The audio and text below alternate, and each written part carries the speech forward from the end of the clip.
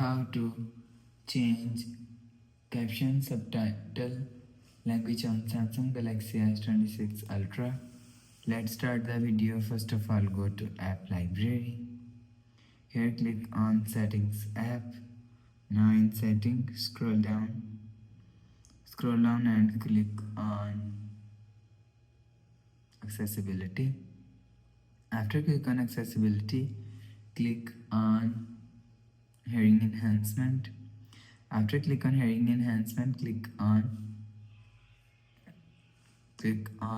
caption preference. After click on caption preference, click on more option and click on language. So if you want to change caption subtitle language, so you will see change subtitle language from here. After change language, go back to home screen.